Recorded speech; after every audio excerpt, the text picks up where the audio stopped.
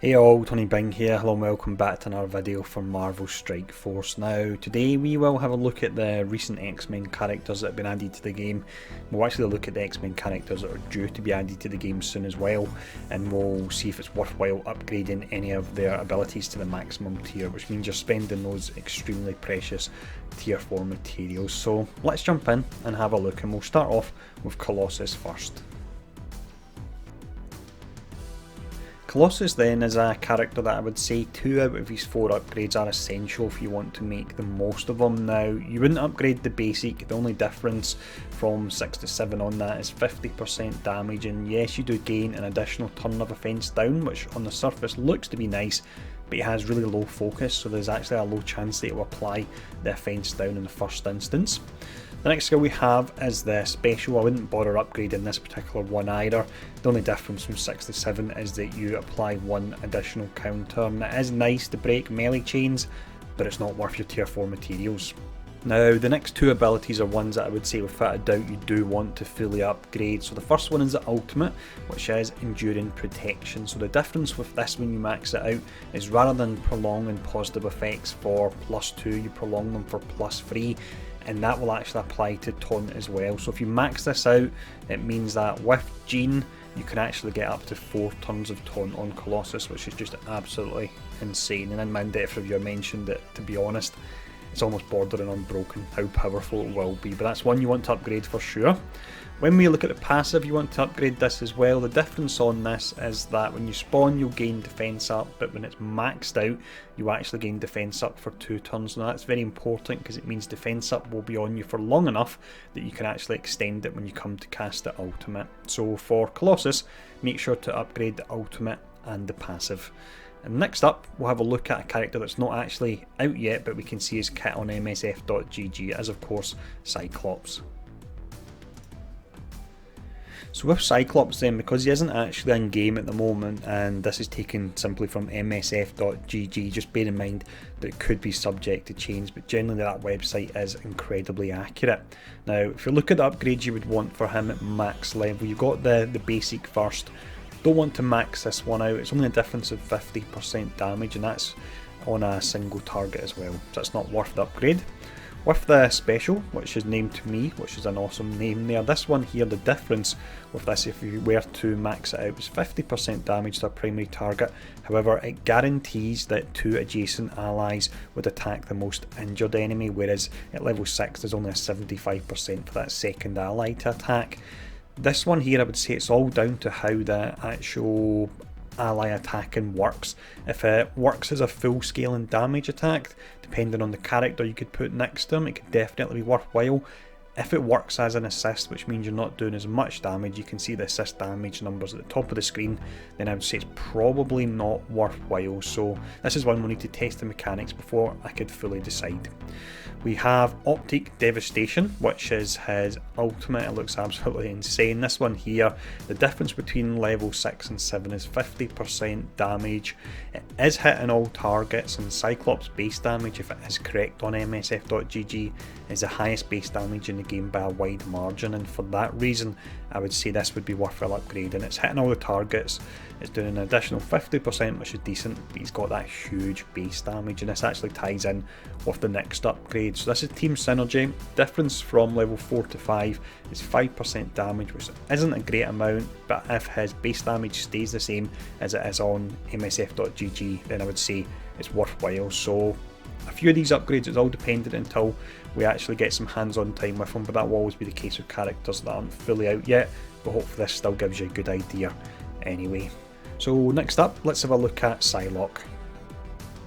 Psylocke then is a character that I would say 2 out of our 4 abilities are ones you want to max out. Now firstly we have our basic, which is Psy Knife. The difference from level 6 to 7 is only 50% damage. It is piercing damage, which is nice, but it's only to a single target, so you don't want to upgrade this one.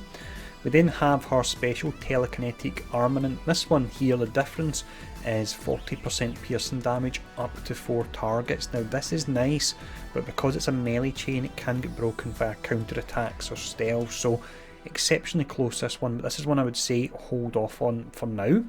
The last two we have are the ones that I would say you definitely want to upgrade. Now with Astral Butterflies, you'll go from transferring 3 negative effects to the enemy to transferring all negative effects, and if you go up against the likes of Brotherhood, they add a ton of debuffs, and simply transferring 3 of them, that's if you were to run it with an X-Men team of course, it simply wouldn't be enough. So make sure to max this one out. You also gain an additional 60% piercing damage, which is really pretty nice. Finally, you have the passive Reinvigorate. This was a tough one, but I would say to stop Psylocke potentially getting locked down at the start of the match, meaning you then can't transfer your buffs. It's one that you would want to upgrade, and the difference here is that it essentially guarantees you evade and counter on spawn, as opposed to it being the flip of a coin there, so 1 in 2 chance before if you don't upgrade it. So that's Psylocke. Next up, let's have a look at Storm. Storm then is a character that will fit very nice into a Blitz arena team for X-Men, but in regards to her upgrades, these upgrades are ones that I would only really recommend if you also be running her in raids and Fear the Darkness as well, otherwise it's simply not worth it. Now if we look at the upgrades in question, firstly you've got Shock and Blow.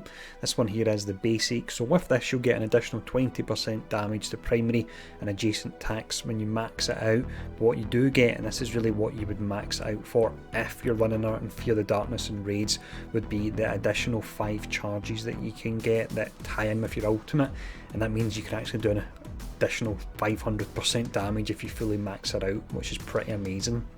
Next up we have Ice Storm. The difference in this one is 30% damage to all targets and a slightly higher chance to slow and stun targets. Don't feel that this one's worthwhile even in Fear the Darkness and raids, definitely not worthwhile in the likes of Blitz or Arena.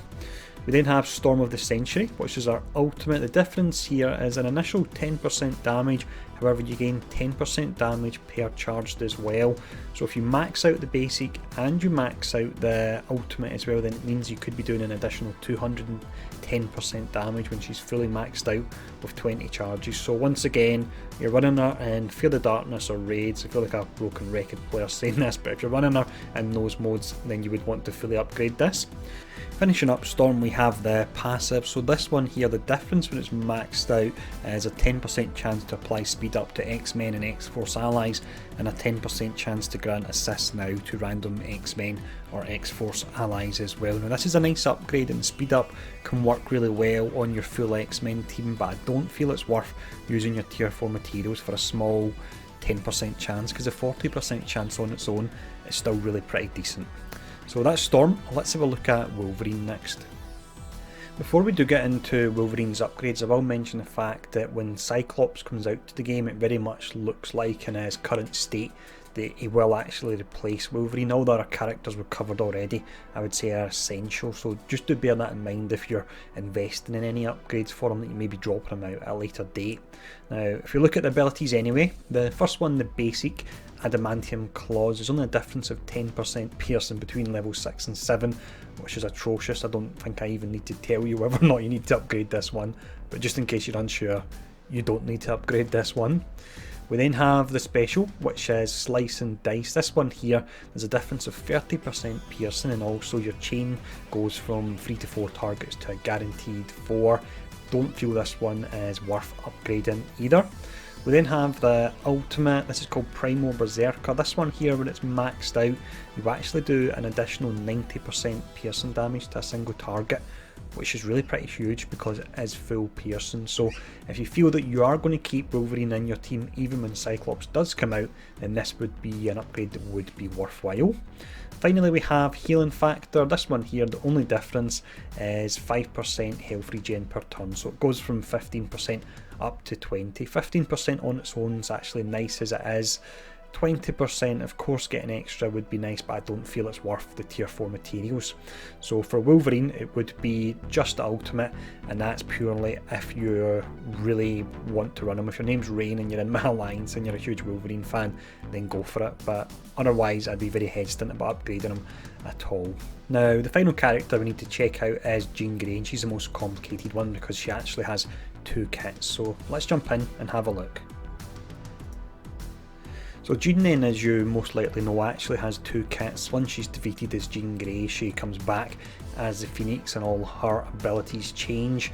Now the upgrades for both of the different skill sets are actually very similar, so I'm just going to bring up one of them here just to make it a bit less confusion. So the one we'll base this off will be the Jean Grey upgrades. That's the one you can see on screen at the moment.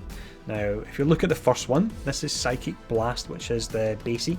The difference from level 6 to 7 is 50% damage, and that's the same when she's actually in Phoenix form as well. It will only be 50% damage you do to a target. For that reason you don't want to upgrade this one, just keep this at level 6.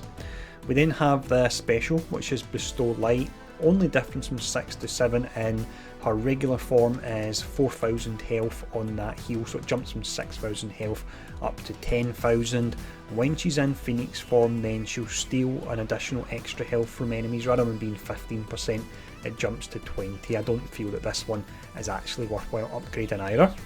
We then have Phoenix Force. This one is exceptionally strong, so with this you attack the target for, it would be maxed out 400% damage, and you clear all positive effects, and that's actually the same when she's in Phoenix form as well. You do the additional 50% damage and you actually clear all, as opposed to just clearing 3 positive effects. This is one you definitely want to max out.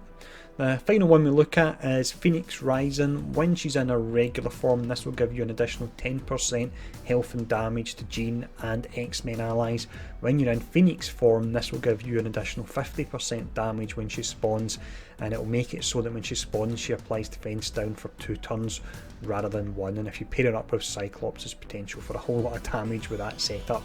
So this is one again that you want to fully upgrade. So for Jean it would be the ultimate and the passive that you would max out. Now there's quite a lot of cover in this video, so what I'll do just to finish up is I'll bring up a screen here and I'll just list all of them. That way if you want to take a screenshot for future reference, you're able to do that. So this is the full list of upgrades here, so just to quickly run over, you've got Colossus, you want to upgrade the special and the ultimate. For Cyclops, and this is dependent on if his base damage stays the same as it is on MSF.GG, then you would upgrade the special, the ultimate and the passive. For Psylocke you want the ultimate and the passive. Storm is the basic and the ultimate if you're also using her in raids and Fear the Darkness. Wolverine you would upgrade the ultimate if you're dead set on using him after Cyclops comes out, and then finally you have Jean Grey where you want to upgrade the ultimate and the passive as well. So I hope this video has been useful. I do realise I've not done videos like this for the likes of the Power Armor team and the Guardians of the Galaxy team, so if you actually want to see more videos like this, make sure to hit the thumbs up button to actually let me know you've liked it. Make sure to share it as well and let me know in the comments if you want to see any further videos of this nature. And thanks for tuning in, and I'll see you all again soon.